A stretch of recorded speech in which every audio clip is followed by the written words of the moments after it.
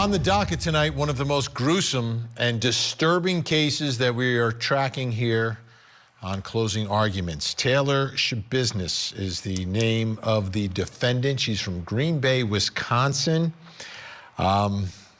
Take a listen.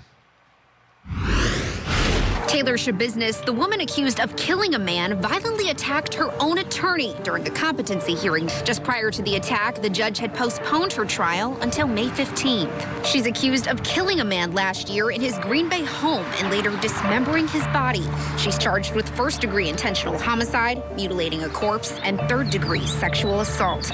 During the competency hearing, Schabusiness's attorney asked for the trial to be adjourned because a doctor who had evaluated Schabusiness was unable to attend the hearing.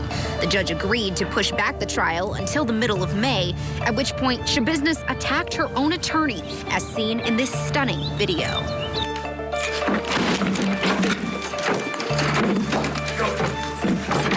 Stop. Stop it.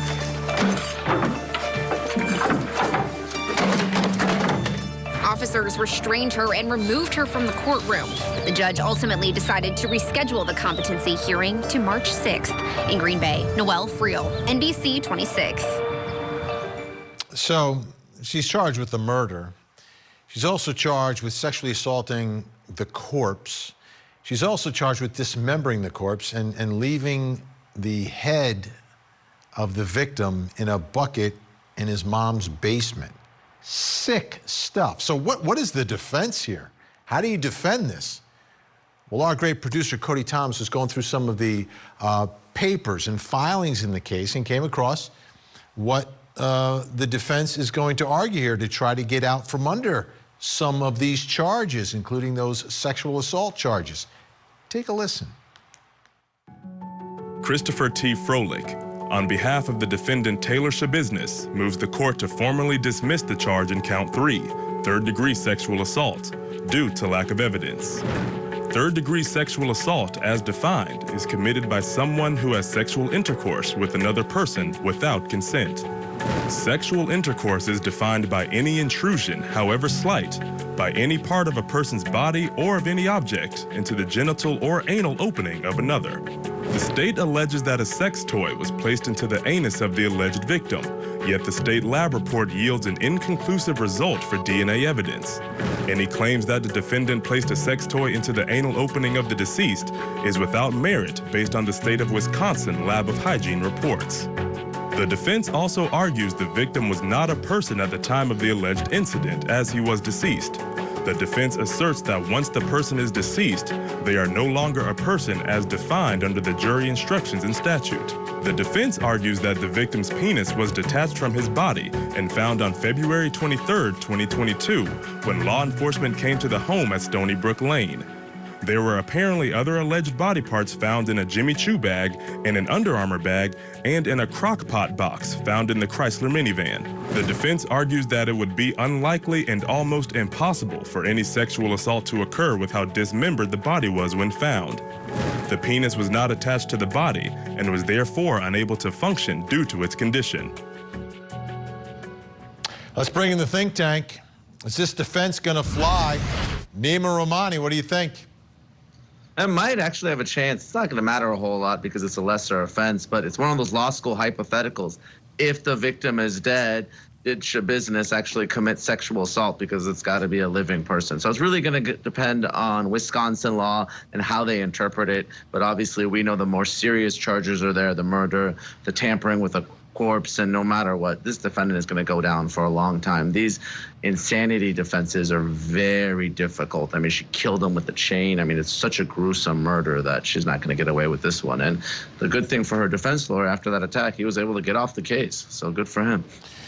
Eklund, Mercy, it's amazing that a defense to one of the charges here is that not guilty because I already murdered the victim and I already dismembered him.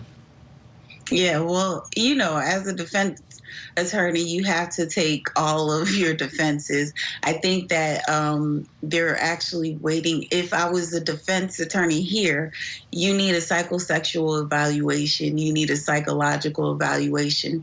The difference is that although she's going to have a competency hearing, that's just saying if she's competent for trial or not. And that is definitely a lower bar. We need to understand what her motivations were and whether she can even help in her defense. Based on the charges, I think that the public defenders need to make a request for funds so we can get an expert to really see what is going on with this woman. I think that is more than just, I don't think that they would be comfortable proceeding with a murder trial if she's already exhibiting all these things right now. So I think that the defense still has a few things that they need to look into before we even think about trial right now. Kirk, have you ever been attacked by a client? I'm sure I've had one that wishes she could attack me. And I tell you, Vinny, this is a great time for me to mention how happy I am. I'm not practicing law anymore. The attorney in this clip actually was a colleague of mine back in Arizona. He was a public defender. We worked together in Maricopa County. He moves to Wisconsin and he gets attacked by Miss Schabusiness. And wow. Yeah. Yeah. So, it certainly makes me happy that I'm not in that situation anymore. Maybe what Nima says, a law school argument, but it's the grisliest type of law school argument. I don't think it's going to go anywhere. I do think her sanity will become an issue, but I agree with Nima. I don't think it's going to fly in this sort of case. And I think while some of the lessers may go away, I think the main charges will be enough to put her away for life. So, Nima, just for all of us, where is that line? Because anyone who commits crimes like this, we know that they're different than the rest of us. We know they've got some level of something wrong in their mind. But where is the line between you are, there's something wrong with you, but you're a criminal, and there's something wrong with you and you should not be held legally responsible? Which state is slightly different, Vinny, but it basically boils down to this. At the time of the offense, did you suffer from a mental disease or defect that renders you unable to know right from wrong? And that's really it. I mean, here's someone that she gets upset at her lawyer because the judge is continuing the case a few months. She clearly understands what's going on and what's right and wrong. So again, not going to fly, but that's really the test. That's such a high burden to meet. I mean, the burden's on the defense to prove it as opposed to the prosecution, which normally has the burden in these types of cases. So that's why it doesn't fly, but it's really the defense of last resort when you don't have any other possible defense in this case. Let's not forget, we have a videotaped confession in this case. So, I mean, it's really kind of all wrapped up nicely in a bow for the prosecution here. All right, folks, take a look. We've got a motion hearing coming up on June 13th, Wisconsin versus Taylor Schabusiness.